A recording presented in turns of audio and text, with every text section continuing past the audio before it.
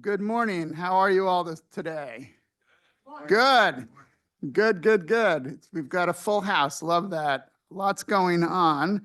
I'm Anthony Crowell. I am the Dean and President here at New York Law School, and I want to welcome you to a very special briefing on the New York State budget with New York City Deputy Mayor for Housing, Economic Development, and Workforce, Maria Torres-Springer.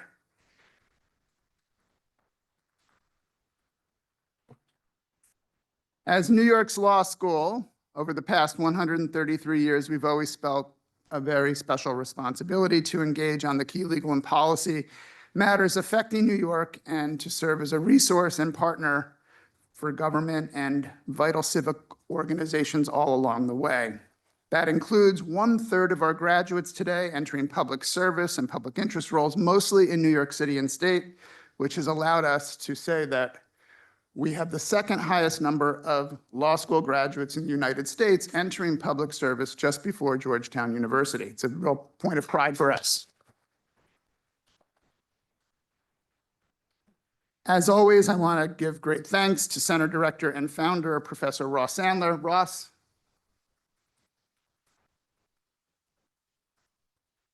He brought the Center for New York City Law to life 30 years ago with such vision and leadership, and it has created a foundation for our unmatched programs. And I certainly want to acknowledge Mrs. Alice Sandler, who's here as well, who has been a co-host of the Center.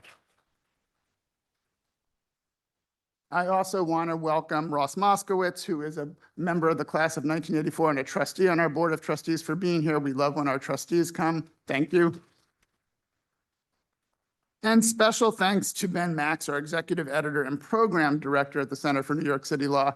Ben is relatively new to the center, but he's been a phenomenal force since joining us, and so much good is happening, building on Ross's rich legacy, and we're all excited as he hosts this briefing today. I will say that we also have a number of new team members. We welcomed recently Distinguished Fellow and Counsel to the Center, Stephen Lewis, who's from the New York City Law Department. We're also proud to have Senior Fellow and Director of the Census and Redistricting Institute, New York State legend, Jeff Weiss.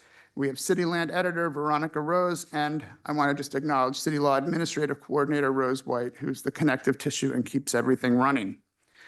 It is important that as we move forward, we understand that things in our state are difficult at times. And we may hear an announcement about the budget as early as today. We had hoped when we scheduled this meeting, this breakfast, that it would be done. And Ben and I were like, well, what's the right date? Is it going to happen? Is it not going to happen? And we're like, I think the 15th, You're taking relatively safe. No. You all blame me. You know what? At the end of the day, everyone does. Why not do this one? So, no, we had hoped, but I nonetheless think there's a lot going on. We might hear an announcement as early as today, but we're fortunate to have the deputy mayor here. The deputy mayor and I go way back to our days as relatively junior staffers, junior staffers who rose in the Bloomberg administration for many years.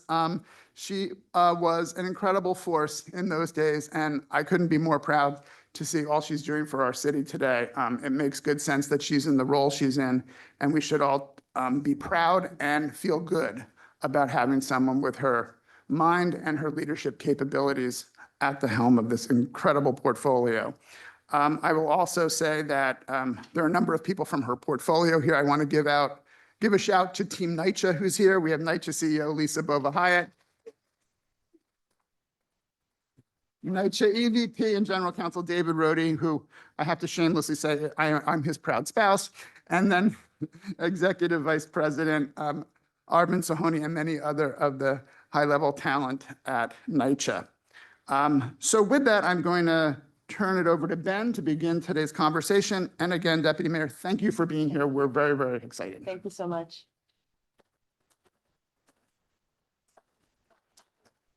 Thank you, Dean Crowell. Thank you all for being here this morning. Thank you, Professor Sandler and Alice Sandler. Where'd you go? Thank you both. And thank you to Veronica Rose again and Rose White, who helped make sure that everything came together here today, as well as our great events and marketing teams here at New York Law School. Very happy to be here this morning and happy to be joined by the Deputy Mayor. Thank you for being here. We have a lot to discuss, so I won't give your full bio, but I'll very briefly say that Maria Torres-Springer is the New York City Deputy Mayor for Housing, Economic Development, and Workforce. Before joining the Adams administration as Deputy Mayor, she was Vice President of U.S. Programs at the Ford Foundation. Prior to that, working in multiple mayoral administrations, rising to lead 3 different agencies in the de Blasio administration for housing, economic development, and small businesses. She has vast experience in government and public policy, and over the last 2+ years, especially has been designing and spearheading the Adams administration's housing agenda, including efforts to win major changes in Albany to help New York City grow its housing supply and make a real dent in the affordability crisis that has obviously been such a challenge for our city and the surrounding area and the state, the homelessness crisis that we face, and the broader challenges facing New York City around being a place welcoming to people of all means and backgrounds, a place where people can afford to move to pursue their goals and dreams, to stay as they get older, to raise a family, and more. So there's a lot to discuss about how to get there. The ongoing state budget negotiations in Albany are, as Dean Crowell was saying, unfortunately ongoing, but I've been texting and emailing people throughout the weekend trying to get a sense of where things are at. We're going to get into discussion about what the city wants to see from a budget deal in Albany that might, and people think likely will, include a significant package of housing policy. So let's begin there. What are the main pillars of what New York City wants to see from Albany in a housing policy package deal that maybe you have insights for us into how likely it is, but what are the main pillars that New York City wants to see out of Albany? Great. Well, first of all, good morning, everyone. Thank you, Ben. Thank you, Dean Crowell. Thank you, Professor Sandler. Thanks to everyone. This is a great room for a number of reasons. There's a vast city government diaspora in this room, and I also had the pleasure of meeting, hopefully, people who will be part of that diaspora in the future, but appreciate the invitation to be here.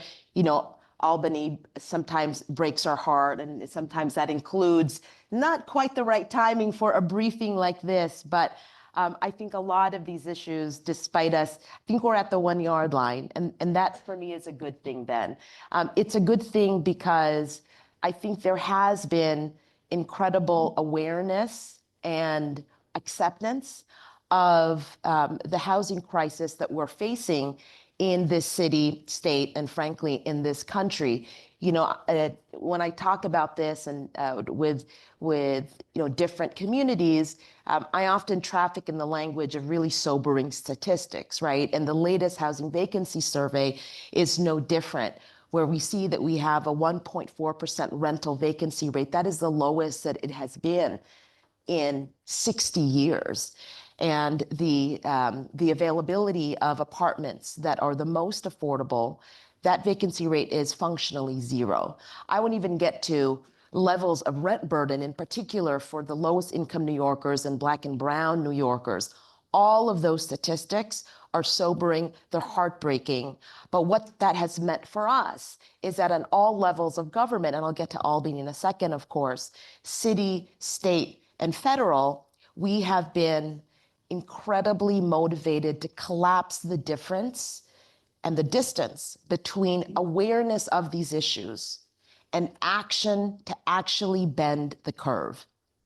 And so what has that meant on the state level? We've been clear, we were clear last year, we've been exceedingly clear in this session that we need in this city a set of tools to boost supply, because fundamentally what we have in this city is a housing supply problem.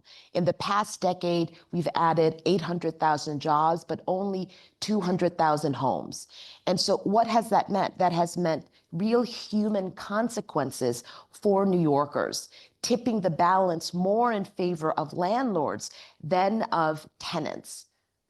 And so the rising rents, displacement, incredible pressure on maintaining the housing stock, those are the human consequences of our supply problem. So we have been vocal and explicit about what we need. We need a replacement for the 421A program. And I say that explicitly A year ago, this time, you couldn't even say the letter and the numbers 421A. You'd get yelled out of the room. But obviously, the lawmakers and the governor's office have been working to determine what is the best possible replacement program. So that's one. Second, an office conversion tax incentive, so that as we think about the more than 135 million square feet of outdated office space, especially in the post-pandemic era, right, where we have office stock that really needs to be put to good use. Those conversions can happen in a more feasible manner. And importantly, they happen with a requirement for affordable housing if this tax incentive actually is implemented. Third, we want to lift the FAR cap. Nothing brings me more joy than a really, really wonky, arcane issue like the FAR cap being in the news and people talking about it. Because you know what it is fundamentally, if you strip away all the jargon, it's about ensuring that we're able to get rid of a cap on density for homes in parts of the city that are transit rich and job rich. Let the city do that work, working with the city council, and build these homes in neighborhoods across the city. And of course, a basement program that allows us to really chart a better path to legalizing basements, especially since we have we've seen the fatal consequences, right, with Hurricane Ida of illegal basements. So those are the four main proposals, pillars of our work in Albany. While we don't know yet exactly where this is landing, the reports are showing and conversations are showing that these essential elements are going to be part of a larger framework. And I think that is good news. Already, right? And I totally get it. As the details come out, there's a lot of finger pointing, a lot of hand wringing, a lot of pearl clutching. These were all of the things, frankly, that happened last year when nothing happened in Albany. So when nothing happens, we do all those things. When something seems to be happening, we can also do those things. So the details, of course, matter. We have to get the policies right. But what I'm hoping is that if this framework comes together, we use it as an opportunity not to finger point, not to armchair quarterback in every single way, but to say, let's make use of these tools, because that's what New Yorkers deserve. That is the type of action, then improve on them if they're not perfect. And so I'm hopeful. Maybe it'll happen today, maybe it'll happen tomorrow. We're at the 1 yard line. Let's really hope we don't fumble the ball, because this is a big endeavor that our partners in Albany have had to really try to advance. And we're hopeful they will do that. We've been vocal, and as the details come out, I think we need to lock arms and figure out how to implement them as best as we possibly can. As part of what you want to see in this deal, I think this is somewhat implicit in a new 421A, but you also want to see an extension to those projects that were in the old program. That we say a little bit about what's at stake there, because that does seem like it will be part of this package. But again, we don't know. And there are thousands of units of housing on the line with the possibility of that retroactive application. That's absolutely right. So part of the framework could include an extension of the old program. And here's why that's important. Some analysis shows that there are about 30,000 units that were vested that would have otherwise needed to have met a particular deadline. This extension ensures that those projects have a better chance of coming online. You know, some months ago, when it was unclear what was going to happen in Albany, we stood up in the administration a housing at-risk task force, so that those projects, if there wasn't an extension that were worried whether they would be able to meet the deadline, we could work with them. We could understand what they are, because the issues or not just the financial feasibility. Let's be frank, it's also kind of a regulatory maze, right? To get through DEP, DOB, whoever else. And it's a long list of agencies on the permitting side in order for those projects to complete. And there were about 17,000 units represented in the projects that raised their hand and said, we want to be part of the Housing at Risk program. Nothing would make me happier than to close up shop on that program, maybe still deal with, of course, the regulatory issues so that that continues to accelerate. But there is a lot at risk, and to the extent that there's an extension, that is going to be a critical part of the package. If in some scenario that we don't want to necessarily talk too much about at this moment, these discussions fall through, are you supportive of the governor stepping in the way she stepped in Gowanus to try to create housing through different mechanisms using the Empire State Development and other ways of sort of working around the legislature to ensure that housing development can occur using a semblance of a tax break? Is that something that is being discussed at this point? Is that something you'd, immediately urge her to act on, to sort of take a more expanded approach to that type of effort to work around the framework?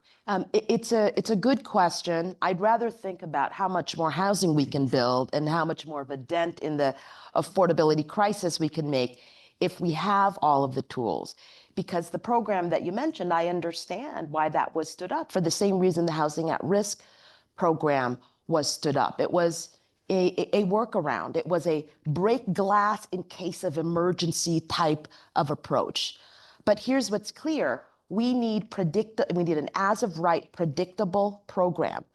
Because if you look at the old 421A program with all of its challenges, and I'm hoping that we will come to see that there are going to be major improvements to it, it's responsible for over 50% of the production that HPD financed in the last calendar year. And I think in particular in higher opportunity neighborhoods, 421A was used for over 80% of the buildings that were built since 2016.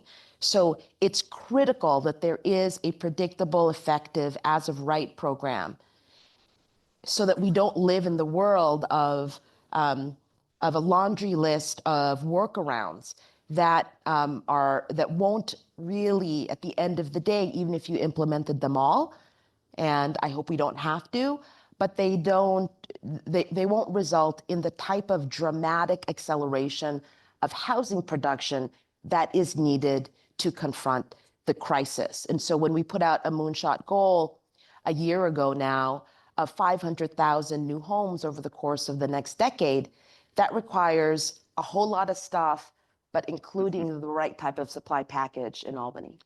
So you mentioned 200,000 units of new housing over the last decade, 500,000 unit goal for the next decade. So that shows the gap there, that we've been building new housing roughly, say, 20,000 units a year, and it really should be 50,000 units a year. So just wanted to point that out for folks, and we'll come back to that in a second. But you said something about how even the conversation around 421A has changed.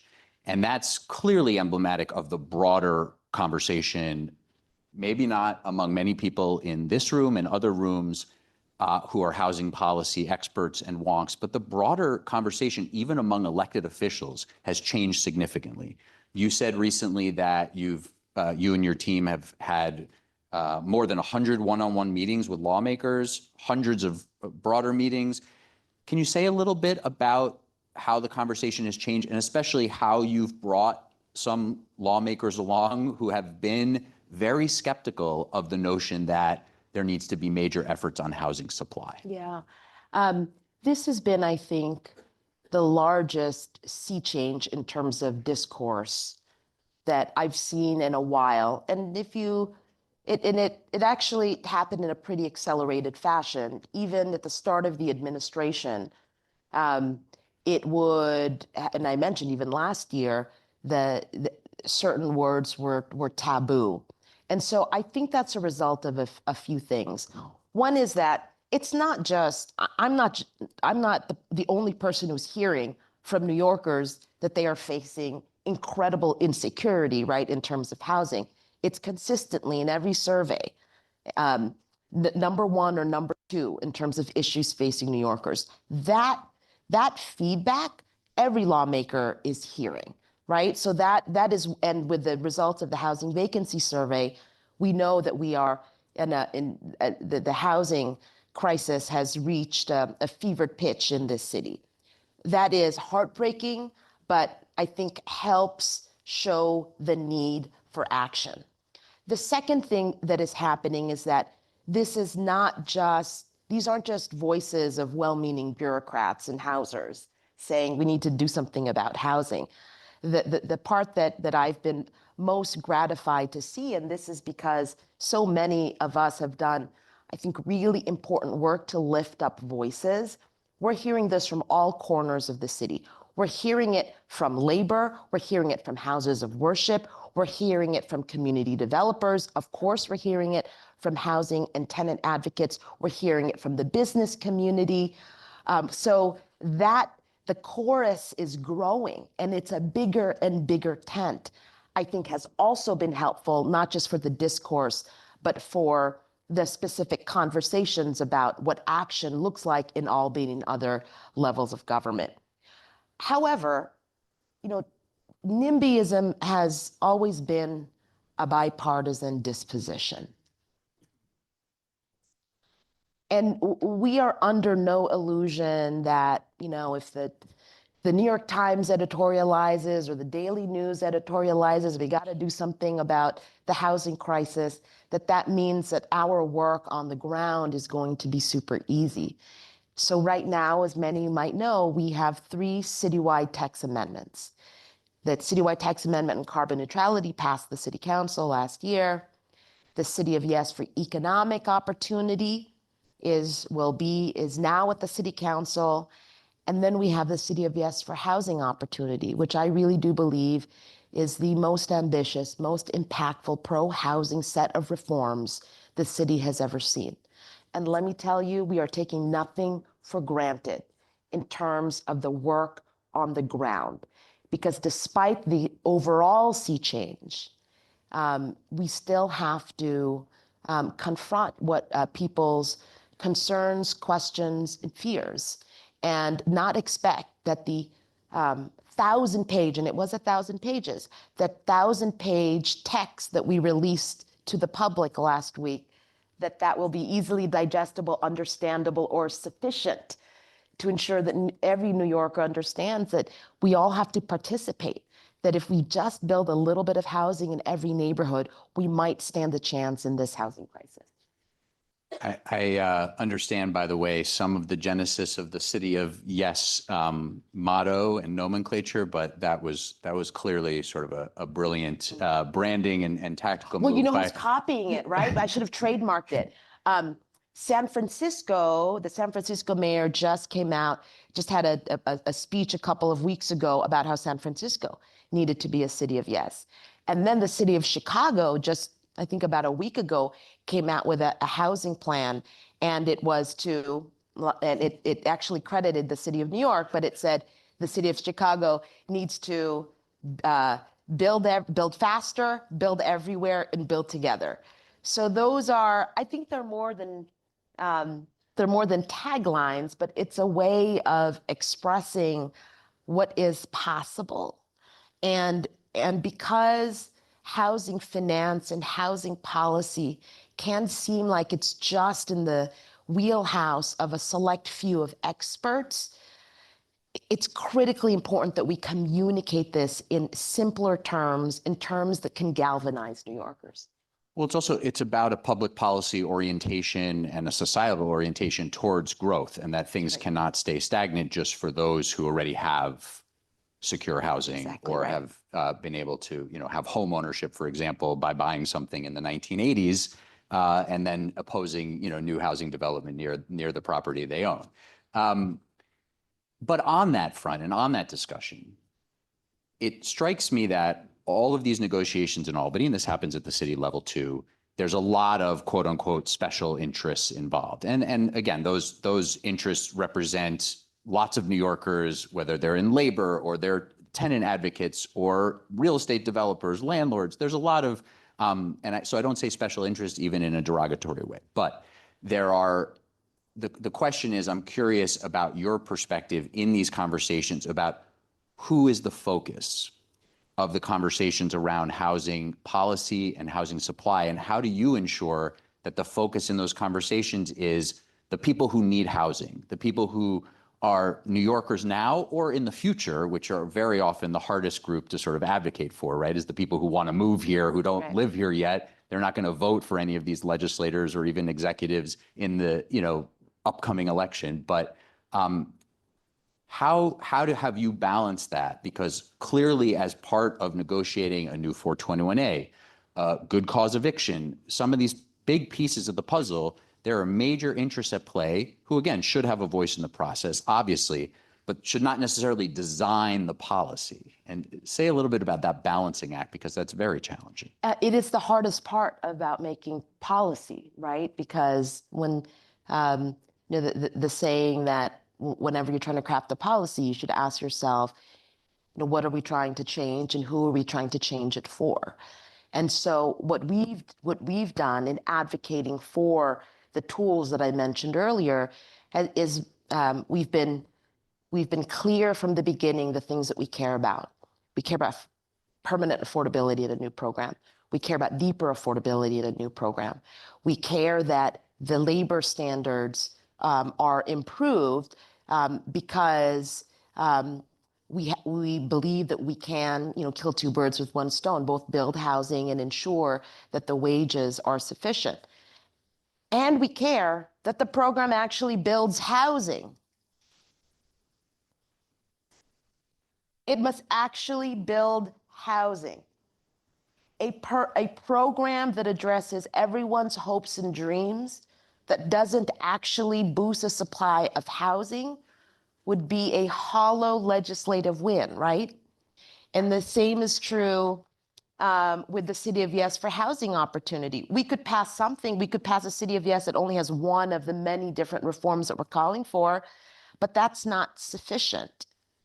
When we think about tenant protections and good cause, and I was speaking with someone earlier who represents smaller landlords, it's important to remember that the balance of going as far as we can to protect tenants, and that there are landlords in this city, smaller landlords whose entire wealth is wrapped up in that building, and that we have to take that into consideration is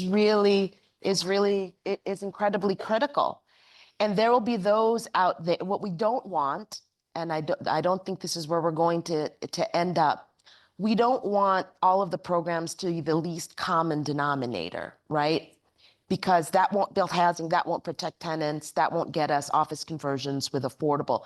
They still have to be correct programmatically and from a policy level. So we've been clear on the principles that matter to us. We have supported the program by doing the analysis and the modeling. All the brainiacs in city government, the supercomputers, have been hard at work for the last several months. And we've brought out all of the voices. And so they have, as I started with Ben, it's a very difficult job that they have to strike the right balance in each of these programs and in the package as a whole. And so I think everyone here and all of the hats that you wear, your continued advocacy, your continued research capabilities are really critical, not just in this session, but in future sessions, in the City of Yes for housing opportunity and the city council level, for the federal resources. We haven't even talked about Congress. We're waiting on, we have an extraordinary opportunity, for instance, with a tax package to get more LIHTC in this city, which has been the workhorse for affordable housing. And that actually had huge bipartisan support. It passed the House like 300 plus to 70, and it's stuck with the Senate. So no shortage of opportunities to advance these issues and solve them, but at the same time, not letting the perfect be the enemy of the good. When you say the program has to actually be something, or the package has to be something that really creates supply, obviously the ways in which they're talking about the details of a 421A replacement, even details of office conversions, the notion is attaching labor standards, is attaching affordability requirements. There are geographic limitations involved. Do you have all of these specific details, from my understanding, are still being talked about in Albany? So are there specific thresholds, warnings, anything that you can share that you say, if you do X or Y, it will make this program, again, a nice talking point, but not actually build housing? So that has been precisely the conversation and the role that we've tried to play at the city with individual lawmakers, with those at the negotiating table.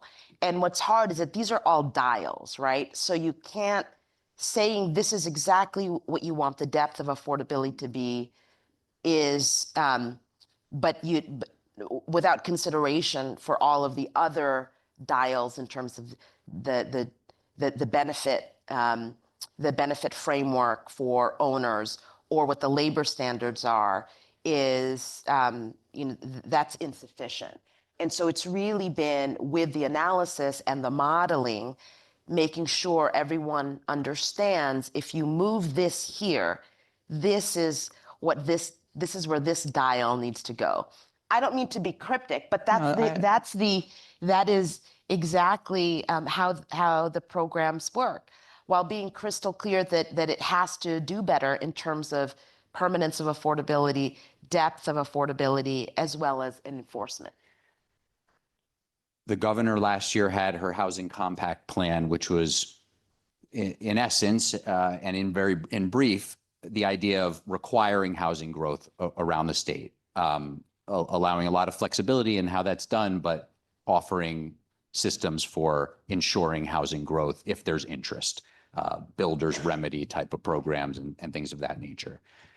That effort at housing supply was put on the back burner. Maybe we'll talk about that more later. But in terms of what's on the table now and how it would coincide with City of Yes for housing opportunity, does that combination get you to the supply that you need, or is that still short and there will need to be other discussions next year about how to get there? Do you forecast that if the programs are designed right out of Albany now, if City of Yes for housing opportunity goes through similar to how it's designed? Obviously, the city council is going to have their say in a significant way.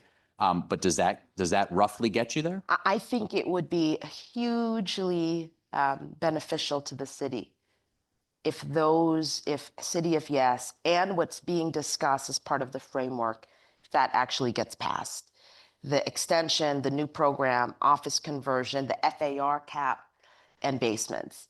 Because if you look at the City of Yes for housing opportunity, it clears, for example, a lot of the regulatory issues surrounding office conversions.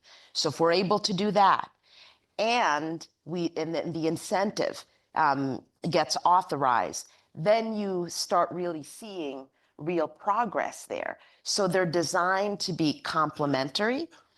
Will that be enough? We have to do more, and we're already doing a lot of it. So part of it, when I said build faster, build everywhere, build together. So the build faster part is clearing the system of building in this city, from environmental review to land use, through ULURP, through permitting. And we put out a report that showed that we needed 111 reforms at least in order to build faster. We've already implemented 31, a lot more work to do. Build everywhere is both City of Yes for housing opportunity, plus the neighborhood rezonings, and a lot of growth, if you look at the data, has come from neighborhood rezonings in the past decade. We've launched 5 together, working very, very closely with local council members. We also have to make really good use of publicly owned land. So we announced the State of the City an initiative called 24 and 24, 24 sites advancing public sites advancing in the year 2024. We're about, a little over a third of the way through the year. We've already reached half of our goal in terms of number of sites and units. And then we still need the federal government. So we need all of these pieces. I've spoken publicly that what we need to address the housing crisis is everything, everywhere, all at once. And if you haven't seen the movie, it is phenomenal.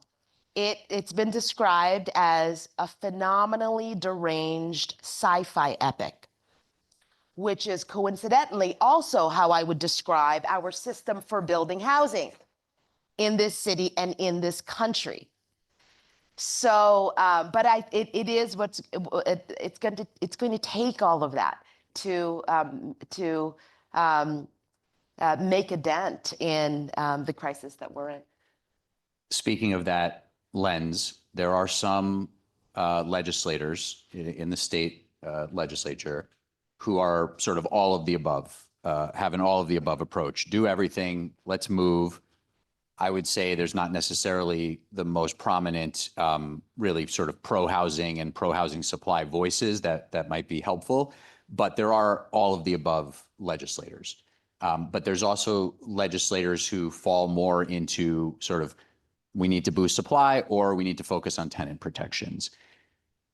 Is this design of the package that they're putting together where in many ways the discussion is, okay, you get 421A for a version of good cause. Is that a good trade-off? Is that a good balance? Because it strikes me that in many of those discussions, the question around housing supply is not being talked about as a pro-tenant tenant. No, that's absolutely right. I think there's the political horse trading, right? That happens. But when we boost supply, if we overcome the supply issue, nothing could be more pro-tenant. Because we have a supply issue, that is the reason why there is an imbalance of power between landlords and tenants. So rents will drop. Hopefully housing conditions, of course, will also improve because the more there is that power imbalance, the more beholden tenants are to landlords. And so I think unfortunately, part of the discourse has become that there's everything we need to do on supply and that benefit that is beneficial to X, Y, or Z people. And then protecting tenants is only about this. I think it's all part of the same set of goals. And unless we view them in that way, unless we talk about them in that way, then necessarily the conversation is only about the political horse trading. And I think that does a disservice to what we need to do in this city. One of the pieces of the negotiations around some version of a good cause eviction protection program is about when it will apply after new construction. Is there a threshold on that you've urged to make sure it's 15 years, it's 30 years? Do you understand tenant advocates who say, well, if you think good cause eviction is good policy, why would you exempt just about any construction or even existing properties? Where do you sort of come in those discussions? I know broadly speaking, you and the administration and the mayor have said we understand tenant protections in some form should be part of this agreement. Yeah. But again, to your earlier point, these are about sort of dials and thresholds and being very careful about design of program, while also it seems like you have a lot of sort of sympathy and understanding that people are trying to make sure that as many tenants are protected as possible from, as the governor recently put it, sort of, the idea of rent gouging or something along those lines. No, that's right. So our role has been to do a few things. One is to share as much as we can about different models across the country where some form of this has happened, whether it's California or other parts. They may not, in some jurisdictions, it may not be called good cause, but it has some of the same tenants, so that there's some baseline of how has it worked, what has it done to the housing market. To be clear about whether it is for small landlords or in the case of new construction, how what that time period could be that provides that additional flexibility for a policy that will be new and complicated. All that is all fluid at the moment. And again, it's about all of those dials. But in the same way with the 421A program, we have tried to be kind of honest brokers for the voice of data and the voice of also making sure we're surfacing how in the implementation of any particular policy, how that might land. And so I think we'll see, right, how the details pan out over the course of the next several hours or days. And then we all get right back to work, hopefully not writing op-eds about how, this was not good enough. Why didn't we do this? But actually implementing as best we can in the service of New Yorkers each of these programs. One of the pieces the governor put out as sort of this year's alternative to the housing compact was this idea of pro-housing communities, ensuring that hundreds of millions of dollars of discretionary grants that the state has only go to communities that have in some ways declared themselves pro-housing. Is New York City in there, getting there for that classification? Is New York City by those state standards? Because it looks like there wasn't a lot of opposition in the legislature to putting that into the housing package. It's barely talked about. Is New York City going to be eligible for those grants? I would hope so. I do think what we're trying to do here through the City of Yes, and we're doing the technical, taking the steps technically to be part of it, of course. But between the Speaker of City Council, the Fair Housing Framework that passed into law recently, and the City of Yes for Housing Opportunity that will hopefully come through the City Council by the end of the year. These are two very, very important policies and sets of tools that I think would more than qualify us as being a pro-housing community. And of course, to the extent that unlocks additional resources for the type of work that needs to happen, all the better. Never turn down a dime in this work. And I hope that there will be another opportunity for a larger set of carrots and sticks across the state, because we're in a regional economy, right? We can't think about housing as just a New York City problem, the same way we can't think about transportation as just a New York City challenge. So if we need to ultimately take that regional view in order to make a real dent on these longstanding issues. That's exactly where I was going next. So just between us and everybody here, okay. the idea of the housing compact framework you'd like to see revisited. I would like to see it. I would like to see this issue tackled seriously with carrots and sticks across the country. Because our housing, it's not a blue state issue. It's not just a red state issue. It's blue, red, purple. In very few, I think it's like 7% of counties across the country can a family with 2 minimum wage earners afford rent at a particular level that's like pretty reasonable. So we're all feeling this. It has eroded not just the opportunity for growth in many areas, but it has caused extraordinary strain for everyday Americans, everyday New Yorkers. I mean, think about the fact that we have over 150,000 people sleeping in our shelters, right? So every day we don't take action is another day that family has to sleep in a shelter.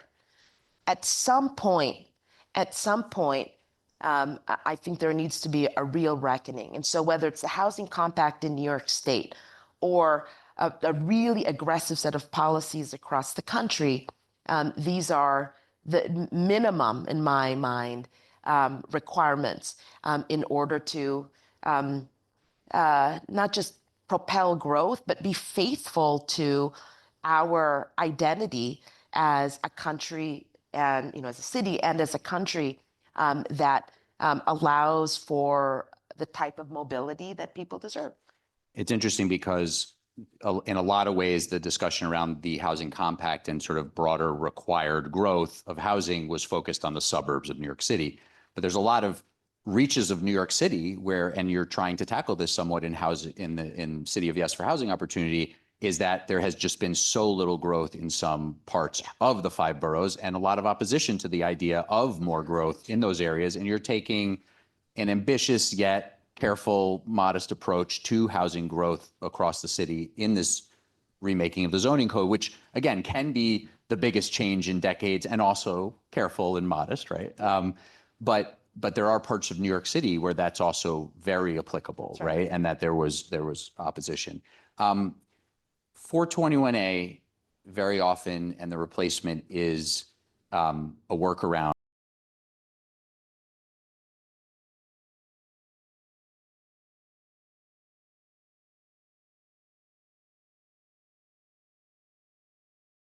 form really occur. There was a commission under the last administration. Everything got stalled, pandemic and other reasons. Recommendations came out, but at the very end, the mayor has expressed support for this, but it's a huge lift. When does that conversation happen? Well, I think the conversations have been happening. As you mentioned, the mayor's been clear that something does need to change. And so I'm hopeful that that happens soon. I mean, we have no shortage of broken systems, right, in this city. And so that's an important one. And it is complicated. Talk about having a lot of voices involved in that conversation, but we clearly need to tackle it for all of the obvious reasons, including that we're otherwise forced to kind of mangle ourselves through different, tax abatement programs because of some of those inequities and some of those challenges. Tell me if this is a wrong read, but my sense of the equation is that this is only going to move through Albany if the city really makes it a priority and takes it there. Again, this is another issue where there don't seem to be state legislators who are driving the bus on property tax reform. There's little interest here and there, but is that the only way that it eventually happens in Albany? Is if a mayoral administration says this is now the next top priority, and maybe you have to do all this triage and these specific pieces first that you've been working on. But is that the way it happens? It's I never try to say how things happen in Albany. Yeah. Okay. Fair. And it's why I have persisted through 3 administrations.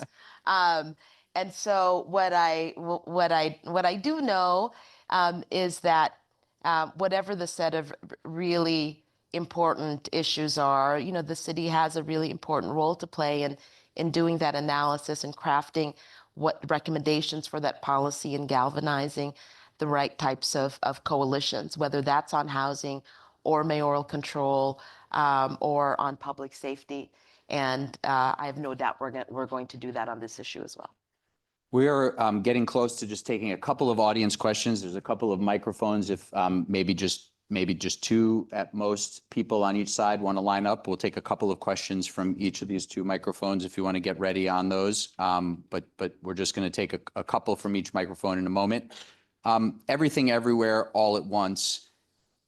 I'm not just asking this question because there's a big Nicha crowd here, but this has actually been another area where the mayor and the speaker of the city council have talked about development on Nicha land. And you have a very interesting experiment moving ahead not far from here in terms of a tear down and rebuild with additional infill housing.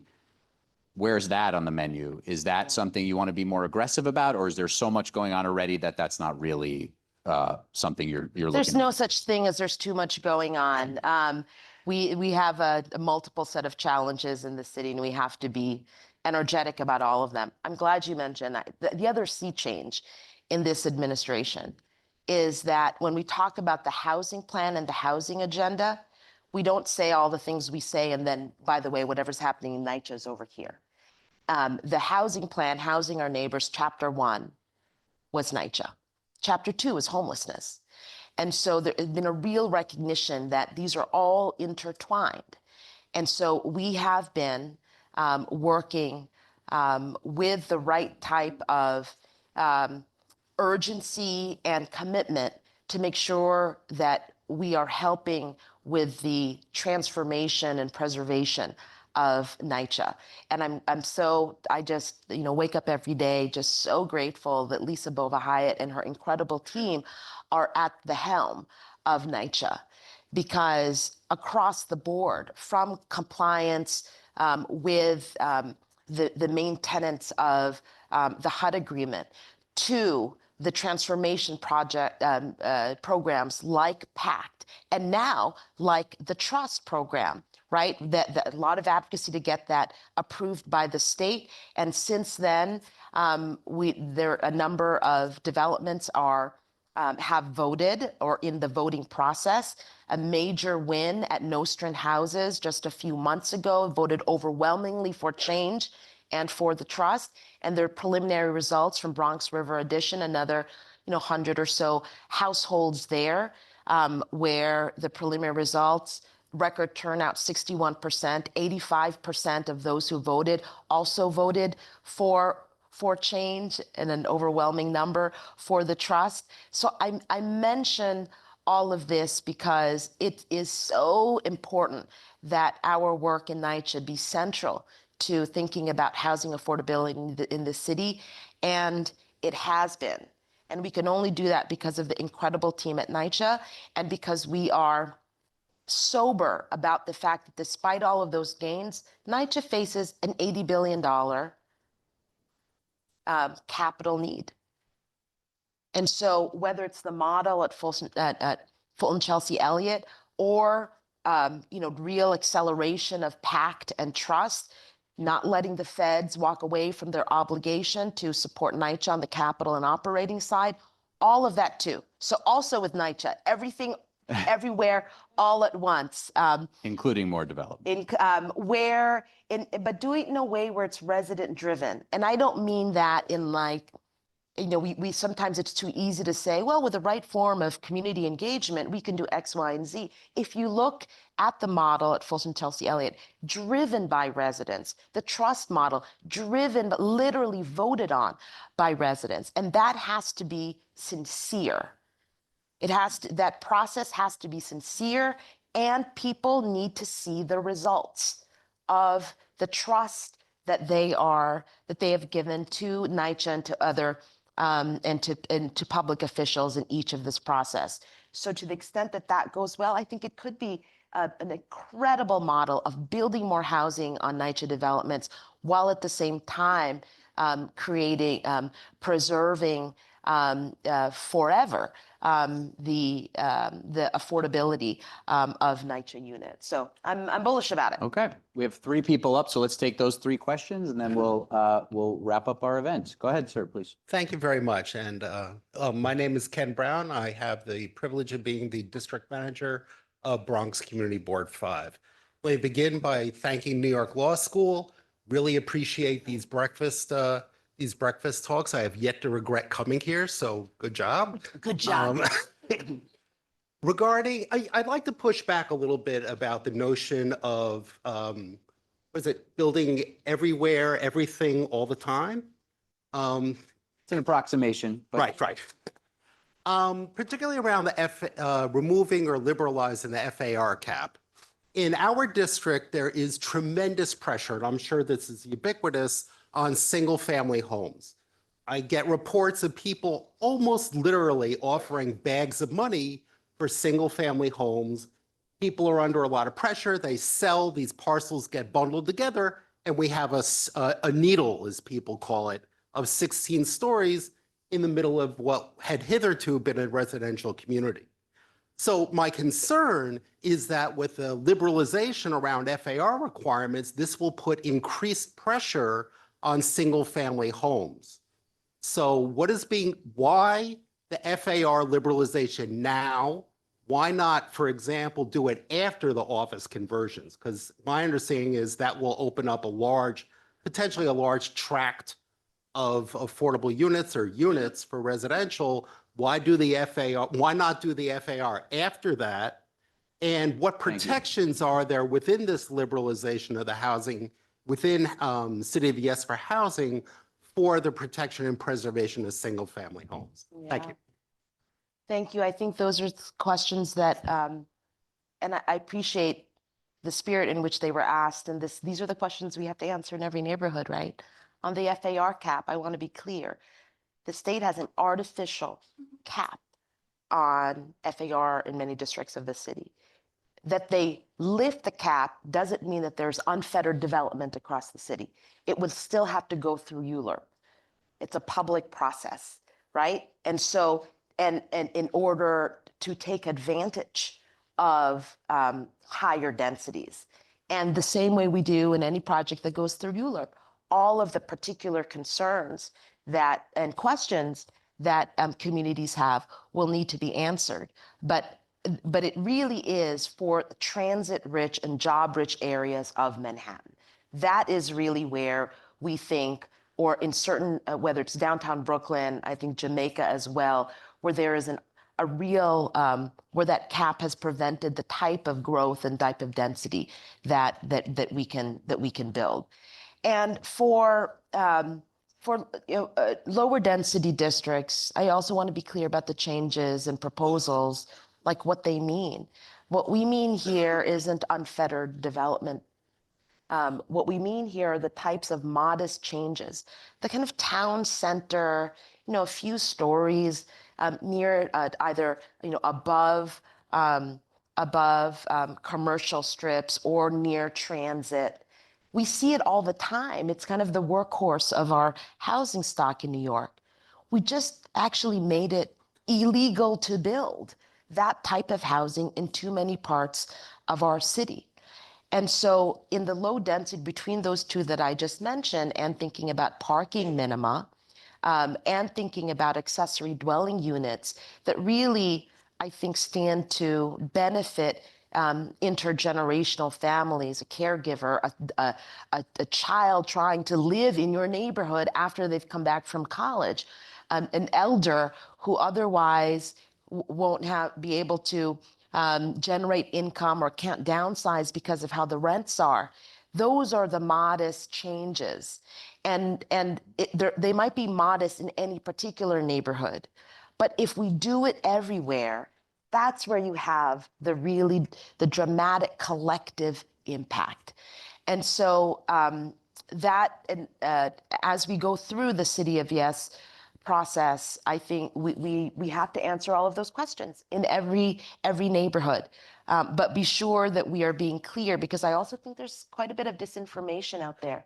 I got a letter the other day saying they oppose the City of Yes for housing opportunity because it will spell the eradication of sunlight in New York.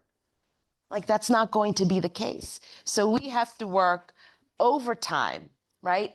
Overtime to make sure that it's clear what is actually being proposed, and that and we're clear about its impacts. When you look at the number, and I'll end my response to this with this note. When you look at the out-migration of certain families in the city, in particular Black families, who can no longer afford to live in too many neighborhoods of this city, we really have to ask ourselves and be clear about what is at stake. Our city changing so that it doesn't feel and look like what it always has been, what's made it great, certainly has to be more important than what I think are this. I know this isn't what you said, sir, but we hear across different neighborhoods that it's about their way of life. It's about neighborhood character. It's about their views. We have to change the conversation and be clear about what is really at stake in terms of the actions that we stand to take. I have to let the deputy mayor go. If you get me your questions, I'll make sure we get an answer from her team. I apologize for those who are at the mic. We will get you an answer, but we do have to wrap up. Thank you, Deputy Mayor Maria Thank you. Torres-Springer.